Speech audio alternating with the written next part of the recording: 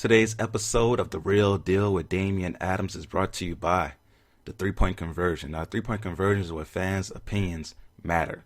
If you are a sports fan and you're not following the three-point conversion on Instagram, Facebook, Twitter, YouTube, you are living life incorrectly, all right? So make sure you follow the three-point conversion on all those platforms. You get access to great articles on the NBA, NFL, boxing, soccer, college football, college basketball. You get in-depth interviews with all types of athletes. Marshall Faulk, Skylar Diggins-Smith, Deonta Rossi, Evander Holyfield. The list goes on and on and on. The three-point conversion is where it's at. The three-point conversion is where fans' opinions matter.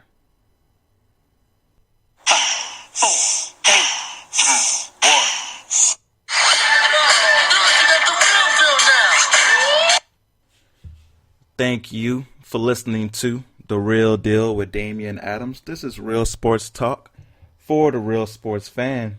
And I definitely appreciate all you Real Sports fans who are listening right now. If you're listening on Apple Podcasts, thank you, thank you, thank you. Please do not forget to help a brother out and give me that 5-star rating at 1, 2, 3, 4, 5th. That 5-star rating and review will definitely be appreciated. If you're listening on the three-point conversion station on Spreaker Radio, the three-point conversion station is where fans' opinions matter. So if you think the show is hot, say it loud. I think the show is hot and I'm proud. If you think the show can improve, don't say it as loudly. But please let me know. I need both your praises and your criticisms to be great at my job. Now, I'm very excited about today's show. This guy I have on, he's no longer a guest. He's family to the program. He's somebody who I consider family in the sports media game. I respect his work a lot. He's somebody who I don't mind sharing my podcast name with. You know, I'm The Real Deal with Damian Adams. This guy hosts The Real Deal with Courtney Harden. He is my real deal brother.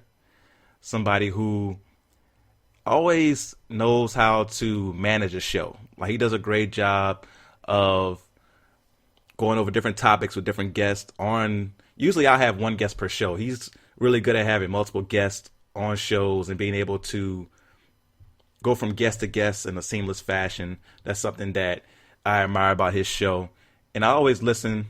You know, I personally follow on Spotify. It's available everywhere, The Real Deal with Courtney Harden. So what's going on, my real deal brother? How you doing today?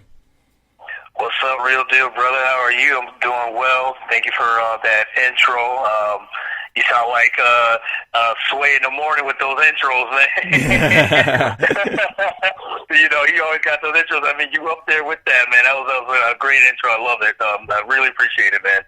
Oh, no problem, man. I just speak facts, man. Anytime I have somebody on the show, that's because I'm a fan of what they do. And I'm happy to have you on the show today. So how are you doing with the new normal that we were talking about before we got on air of social distancing and quarantining right now? How are you doing with that? I'm doing okay, man. I mean, a situation like this, I mean, it's different. It's different when you say, I want to just take, like a staycation. This is totally different because now cities are being locked down, so you can't, even when you take a staycation, you can say, you can go outside and go to stores and go places. But with this, it's different. You're in the house. I mean, I can find things to do, but it's tough. It's tough some days. Some days you want to get out, do things. But, maintain as much as possible, and just, like I said, trying to do the social distancing, do it the right way and not get around a lot of people at this point. But it's been tough, but, still putting out product from the podcast and still talking to folks, with like Zoom or Skype or, Facebook Live or whatever it is. But, should just maintain as much as possible. Yeah, I'm right there with you doing the same thing. I'm going to be probably doing a few more podcast episodes, bringing back some bonus episodes. You've been on a couple of those. I like to have fun with those. So we're going to try to do a few of those as well, just to keep my mind going, not go crazy. So that's one of the reasons I'm probably going to be doing some more episodes during this time as well. And so as far as just finding things to do and finding things to watch, have you and the wife, have you guys found new shows, any movies you guys have watched during this time? Nothing new, really. We've just been watching just our regular shows like Law and Order SVU or SWAT. We watch Manifest. We record them, and then we just watch them throughout the week, so we kind of spread it out. We were on Netflix yesterday, and just trying to figure out some new movies, because I know these shows are going to be ending soon. So, with perfect timing, right? So now we definitely got to start finding some things to watch. Well, we got Hulu, we got Disney Plus. I don't know if they're going to drop anything new. ESPN Plus and Netflix. So I'm sure we'll find something. But yeah, just watching some of the old shows, and then watching a lot of old highlights and games and old boxing matches. So keeping it entertaining. Yeah, no, that's one thing that something I've always done, that I will be doing more of, even more, is watching old boxing matches, going to YouTube, finding the best ones. Or if you have DAZN, they have a lot of old matches on DAZN that's really good as well to watch. As far as TV and Netflix, I do like SWAT on the CPS app. That's a good show. Shout out to Shamar Moore and all those guys. That's a really good show. All Rise on CBS. I don't know if you watched that one. That's a really good show as well. The Neighborhood is really funny with Cedric the Entertainer and Tashina Arnold, a.k.a. Pam from Martin. That's a really good show as well. For us, we've been trying to watch more movies because we don't want to go through our shows too fast. So, a couple of movies we watched. We watched Uncut Gems with Adam Sandler, where he is one of his few non-funny roles. There's a role where he plays this just degenerate gambler who owns a jewelry store, and he makes some of the worst decisions in history of decision making during this movie. And I don't know if it's gonna be for everybody, but I think it's something that's worth checking out. Kevin Garnett's in it. He actually does a good job. I think Kevin Garnett was pretty natural in the movie, and it's definitely a cautionary tale about gambling and why you shouldn't go all out with it and shouldn't do too many things as far as gambling. Just do a little bit, have a little fun, but don't try to make it a lifestyle. And that's one of the problems that Adam Sandler had in this movie, is making gambling his lifestyle and doing it illegally to the point where, people can come and try to break a leg to come get their money, that type of stuff. So it was something, it was interesting. It was an interesting movie. So Uncut Gems is one. We also watched The Kitchen with Melissa McCartney and Tiffany Haddish. It's set in 1978. And Tiffany Haddish, Melissa McCartney, and their friend, I can't remember the actress's name, they're all three friends. They all three are married to Italian mob guys. And the Italian mob guys get caught up in a robbery, go to jail for 3 years.